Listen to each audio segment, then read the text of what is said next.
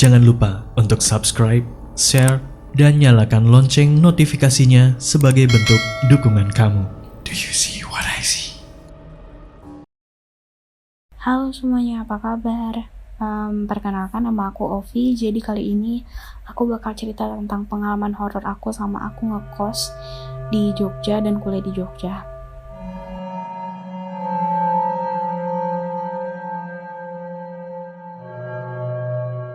Jadi langsung aja, aku pindah ke Jogja itu sekitar bulan Mei pertengahan tahun 2017. Itu pertama kalinya aku ke Yogyakarta. Jadi aku nggak tahu larangan atau mitos apapun yang ada di tanah Jawa seperti itu. Nah, orang yang tahu aku atau yang kenal aku itu tahu banget kalau aku ini orangnya mudah bosan gitu. Jadi selama di Jogja aku udah terhitung 8 kali pindah kos. Nah, sekarang aku mau ceritain tentang kos kelima aku di Jogja. Jadi aku masuk ke kos ini itu sekitar bulan Agustus akhir apa September awal tahun 2017 waktu itu. Kos ini terletak di Kabupaten Sleman, Kecamatan Depok.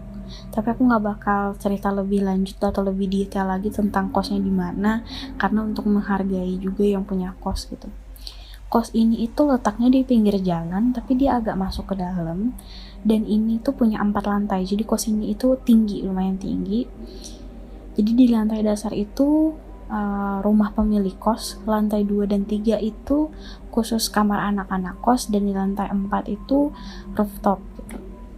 Tapi kos ini kos putri, khusus putri, cowok nggak boleh masuk atau apapun itu. Minggu pertama ngekos di sini nggak ada apa-apa, biasa aja. Tapi mulai masuk minggu kedua, aku baru ngalamin gangguan. Yaitu dimana pada malam itu, aku lupa tepatnya hari apa, tapi itu malam pukul 10 gitu kan, jam 10-an. Aku lagi ngerjain tugas, tiba-tiba aku dengar kayak suara geberincing sama telapak kaki kuda gitu. Dan itu suaranya benar-benar dari luar balkon. Jadi setiap kamar di kos itu punya balkonnya masing-masing gitu. Aku diam coba dengerin ini suaranya dari mana gitu, untuk mastiin letak suara itu posisinya dari mana sumbernya. Di sini aku juga berusaha positive thinking, mikir kayak mungkin suara dari kamar samping kiri atau kananku gitu kan. Tapi memang suara ini sumbernya dari balkon luar. Nah, aku diem, dengerin baik-baik, terus nggak lama hilang, hening. Aku langsung matiin laptop terus tinggal tidur. Aku kira cuman malam itu. Ternyata besoknya lagi, benar-benar besok malam lagi, itu sama kejadiannya. Malam juga, aku lagi main game, terus tiba-tiba ada suara gemerincing. Selalu suara gemerincing pertama. Terus baru suara tapak kaki kuda. Dan yang bikin beda di malam kedua adalah tiba-tiba ada suara gamelan. Suaranya samar-samar, halus, tapi jelas terdengar. Di situ aku mikir, ini mungkin ada yang muter radio atau instrumen di YouTube. Itu positive thinkingku waktu itu. Mungkin ya kamar sebelah gitu muter musik apa gimana. Tapi tetap nggak bisa, karena itu bunyinya atau sumber suara itu memang dari balkon. Nah masalahnya, balkon itu udah nggak ada apa-apa lagi depannya. Udah kosong aja gitu, nggak ada. Karena bangunan ini yang paling tinggi sendiri gitu. Terus aku langsung berdoa dan aku tinggal tidur. Aku gak peduli lagi entah itu masih ada apa enggak bunyinya kan. Udah besok pagi aku bangun, kuliah dan sebagainya macam. Terus malamnya kejadian lagi, sama di jam yang sama, sekitar jam 10-11an gitu. Tiba-tiba bunyi gemerincing, suara tapak kaki kuda, gamelan. Dan yang bikin aku merinding saat itu adalah tiba-tiba terdengar suara lirih perempuan lagi nyinden. Itu suaranya tetap sama, samar-samar, kecil, tapi itu jelas kedengaran dari luar. Itu aku udah panik, deg-degan, parno, itu kaki aku udah lemes banget. Akhirnya aku ngucap, permisi, maaf, saya orang baru di sini dan saya tidak akan mengganggu gitu. Jadi aku langsung spontan ngomong gitu dalam hati, dan setelah itu tiba-tiba semuanya hening. benar-benar hening, nggak ada suara apapun. Akhirnya ya udah, malam itu aku tidur berdoa, nggak matiin lampu karena aku parno banget. Nah besok paginya aku bangun siap-siap terus kuliah. Nah jadi aku langsung nanya dan cerita sama temen aku yang memang orang Jogja asli gitu, nanya. Aku ceritain semua runtutannya secara detail, terus dia bilang, oh nggak apa-apa, kata dia. Itu berarti kamu udah disambut di tanah Jawa tuh dengan baik gitu. Yaudah intinya tetap berperilaku sopan, baik, sesuai dengan tata krama aja katanya. Terus aku bilang ya udah makasih ya, aku gituin. Dan setelah itu nggak ada lagi gangguan di kos itu, nggak ada. Masuk ke bulan ketiga, bulan November, di situ aku mulai ngalamin gangguan lagi. Dan itu tepat di hari ulang tahun aku. Jadi ceritanya aku itu baru pulang sekitar jam 9:30-an. Itu dari acara makan-makan ulang tahun aku.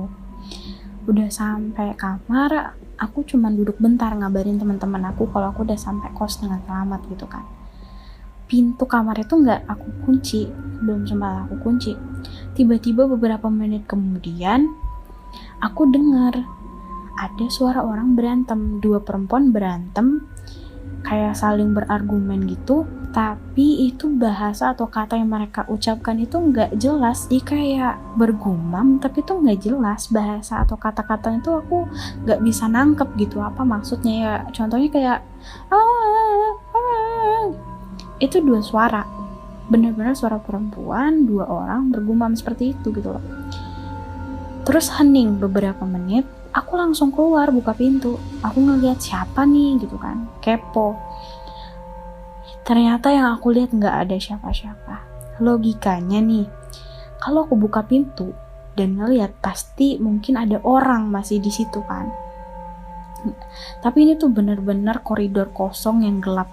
Jadi di kos ini juga punya peraturan atau regulasi gitu, setiap jam 10 atau setengah 10 itu lampu di koridor itu harus dimatikan. Nggak tahu kenapa, tapi katanya untuk hemat listrik gitu kan. Udah, jadi aku langsung masuk kamar lagi. Ini tuh masih nggak aku kunci kamar itu.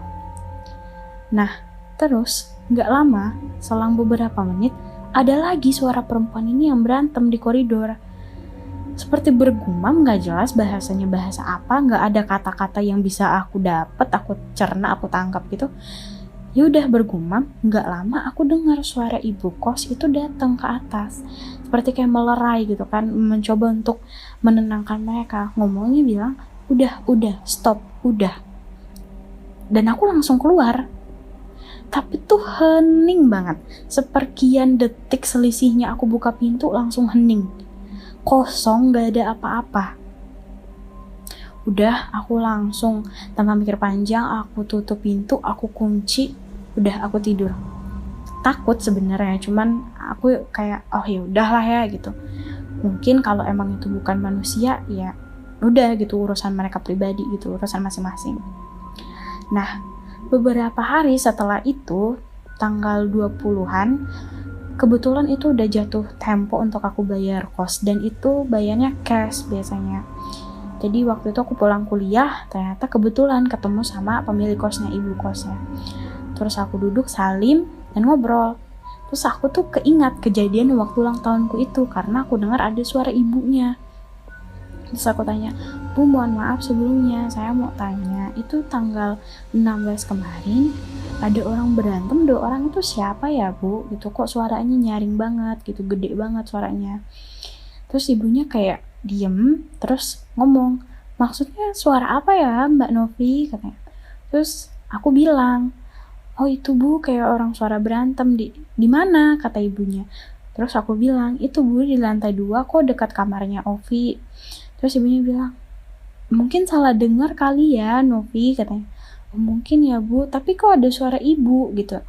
Cuman ibunya ini tetap kekeh salah dengar. Terus gak lama ibunya bilang gini, tanggal berapa emang kejadiannya tadi? Tanggal 16 Bu. Lah gimana tanggal 16? Saya tanggal 15. Dari tanggal 15 itu saya udah gak ada di kos, saya udah gak ada di rumah, kata ibunya. Saya itu tanggal 15 udah berangkat ke kampung, pulang kampung, katanya. Di situ aku bener-bener diam. Dan kayak, shit, maaf, kayak aduh apa nih gitu kan. Terus ibunya bilang, saya tuh bener-bener baru pulang hari ini, tadi subuh gitu, baru sampai Jogja tuh subuh kan. Dan aku udah kayak, oh iya bu, saya salah dengar deh kayaknya. Terus aku izin naik ke atas, permisi, dan masuk kamar gitu kan. Diem aja gitu.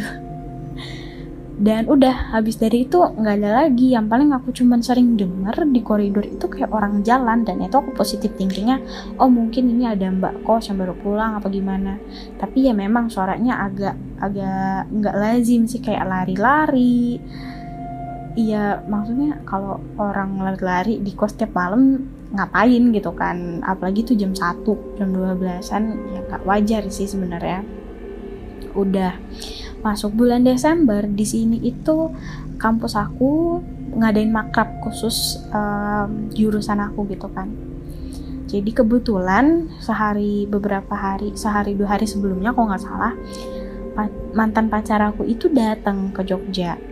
Nah, dia jemput aku kuliah, terus aku bilang, minta tolong boleh nggak temenin aku belanja keperluan aku buat di kos sama keperluan buat makrab nanti gitu, sama sekalian makan malam lah gitu. Terus dia bilang ya udah ayo, kata dia, tapi ngantar dulu ya ke kos, aku mau ganti baju dan segala macamnya gitu, karena mungkin nanya kok nggak langsung aja gitu, karena di kampus aku itu pakai bajunya tuh formal banget dan aku tuh agak sesek gitu kan, makanya nggak suka yang terlalu formal, mau ganti baju kaos gitu. Dan ini juga ke kampus pakai sepatu sama kaos kaki, terlalu apa banget gitu kan.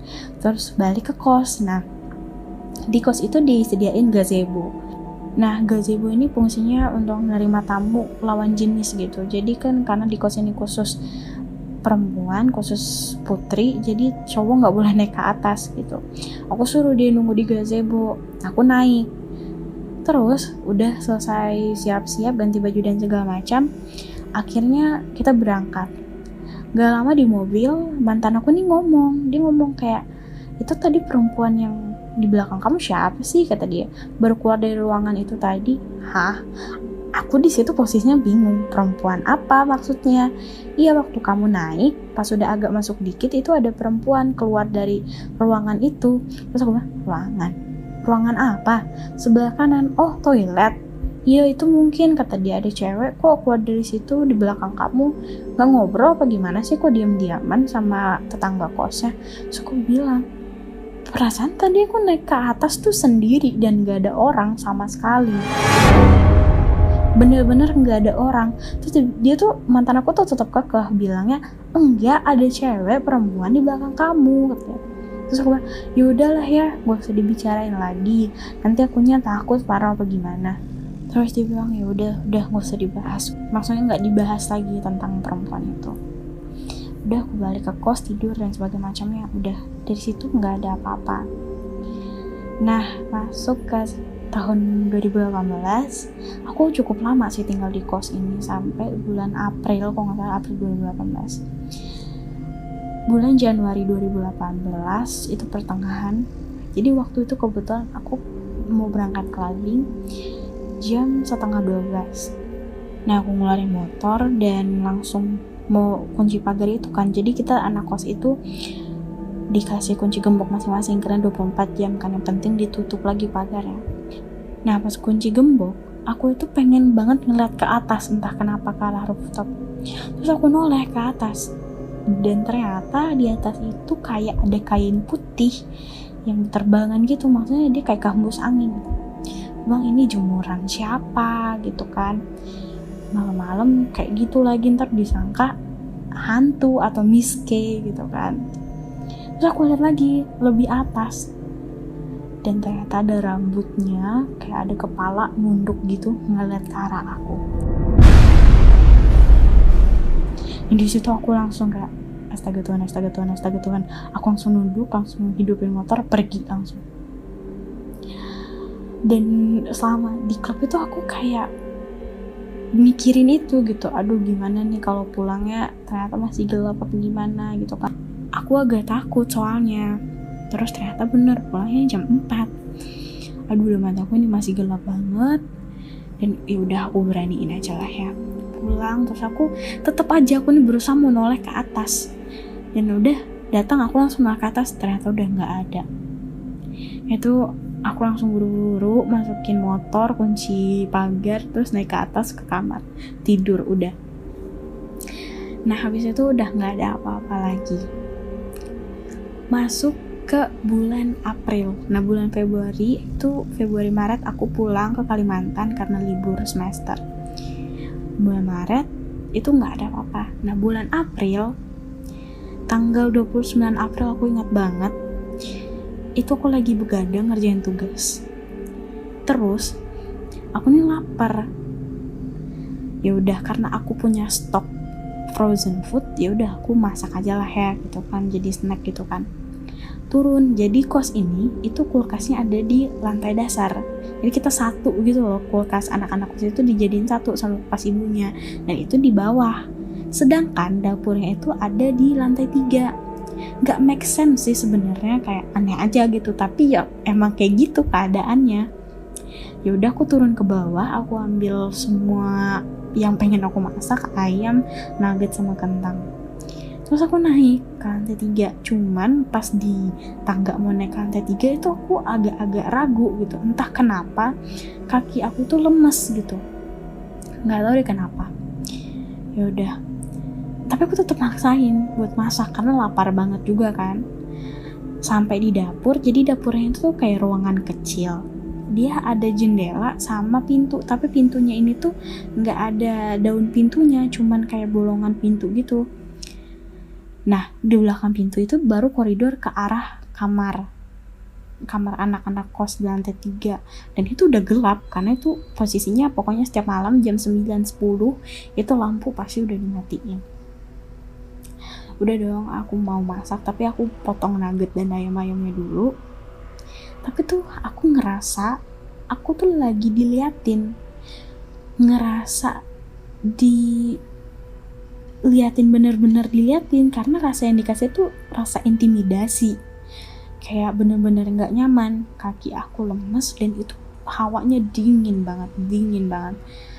Terus aku tuh udah deg-degan banget kan, aduh ini apa. Dan dari ujung mata aku itu aku ngelihat kayak ada sosok hitam di belakang aku. Aku deg-degan, terus aku langsung noleh aja, langsung zup gitu, lihat ke belakang. Nggak ada, cuman ada koridor yang gelap. Aduh, aku ngelus dada, nggak ada apa-apa. Terus udah nih, aku ngambil wajan di bawah, taruh wajannya di kompor. Pas udah mau nuang minyak, tapi tuh kayak ngerasa ada orang lagi, kelihatan banget di ujung mata itu ada sosok hitam itu sama. Aku langsung noleh lagi, gak ada. Nah yang ini yang paling epic ternyata. Terus aku udah mau hidupin api, tapi tiba-tiba pisau aku tuh jatuh. Gak tahu kenapa jatuh aja gitu. Pas aku diri, tiba-tiba angin tuh kenceng banget. Terus tiba-tiba ada suara yang bener-bener ngelengking ada di belakang aku ngomong, "Ojo dolan ning kene."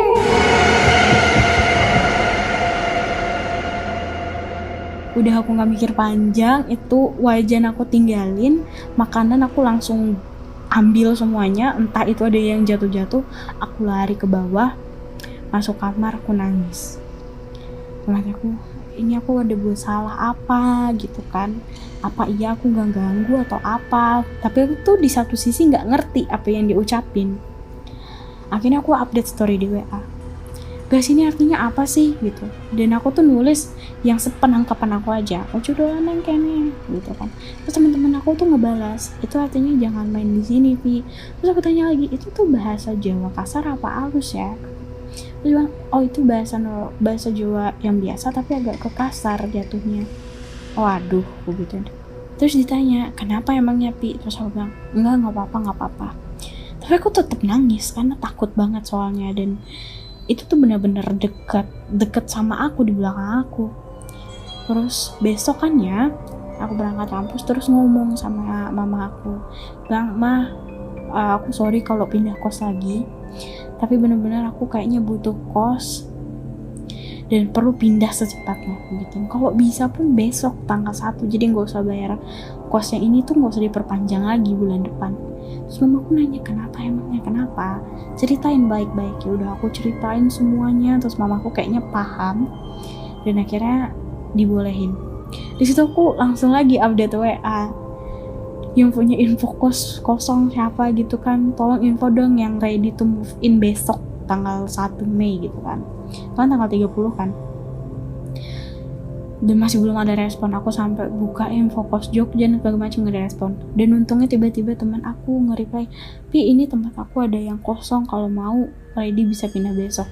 Terus aku lihat ternyata cocok, aku bilang ya udah Kak, saya pindah besok gitu. Terus aku izin juga sama ibu kosnya, sebenarnya nggak boleh pindah yang misalnya hari ini langsung bilang pindah terus besoknya pindah gitu, nggak boleh 1 hari, amin 1 hari tuh nggak boleh, biasanya 1 bulan sebelum gitu kan.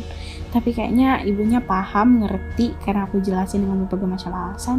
Akhirnya tanggal 1 Mei itu aku pindah, bener-bener langsung pindah. Dan ya kayak gitu ceritanya. Buat teman-teman semua, terima kasih udah dengerin ceritanya sampai habis, dan see you next time. Bye.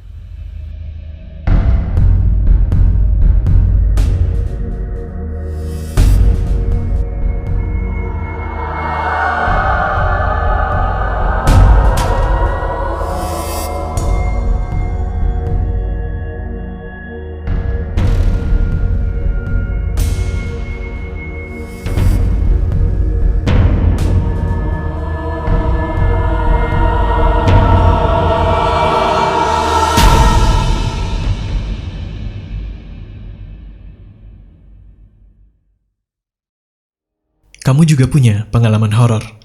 Kirim cerita kamu ke alamat berikut.